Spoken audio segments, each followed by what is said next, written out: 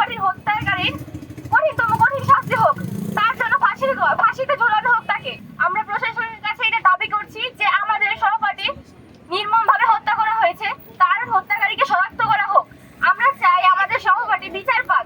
এই পৃথিবীতে অনেক কিছুই হয়ে যাচ্ছে, আমরা এখন আমাদের বাসায় সুস্থ নাই, আমাদেরকে আমাদের বাসার সামনে মারা হয়, কিন্তু আমরা কেউ প্রতিবাদ করতে পারি না। কেন? আমরা বিচার চাই আমাদের সহপাঠী।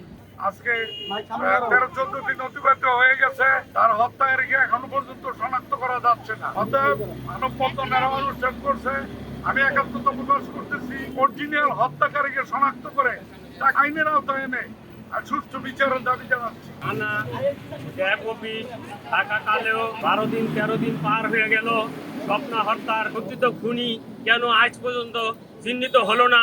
তার জন্য আমরা মানববন্ধন করছি, হত্যাকারীর বিচার দাবি করছি। কে হত্যা করেছে তার ন্যায্য বাজে তার বিচার দাবি করি আমরা। আমাদের বাড়িতেও নিরাপদ না, রাস্তাঘাটে যেখানে বের হই আমাদের মনে একটা ভয় থাকে যে আমরা কখন এটার শিকার হই।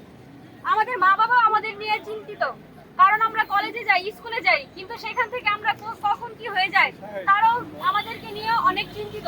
আমরা এটার বিচার চাই। দিন দিন বাংলাদেশে এটার বেড়েই যাচ্ছে নারী নির্যাতন। আমরা কখনোই এটার প্রতিবাদ করি না, আমরা সবাই মিলে এটার প্রতিবাদ করতে চাই।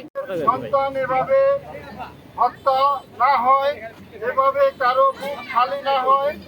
আমরা আজকে সমাজের প্রতিটি মানুষ নিরাপত্তাহীনতায় ভুগতেছি, আমরা ভয়ে আছি, হয়তো আমাদের সন্তানও এভাবে হত্যার শিকার হতে পারে। তাই প্রশাসনের কাছে দ্রুত এর তদন্ত করে বিচারের আওতায় এবং সঠিক বিচার আমরা পাই সেই ব্যাপারে আহ্বান জানাচ্ছি প্রশাসনের কাছে। হত্যাকারী চিহ্নিত করে সঠিকভাবে বিচারের আওতায় আনা হয়, কোনো নিরপরাধ ব্যক্তি যেন হয়রানির শিকার না হয়, এবং যে হত্যাকারী বা হত্যাকারীরা রয়েছে তারা আমাদের হয়তো আশেপাশেই রয়েছে, তাদেরকে যেন দ্রুত আমাদের প্রশাসন তাদেরকে ধরে এবং বিচারের আওতায় আনে।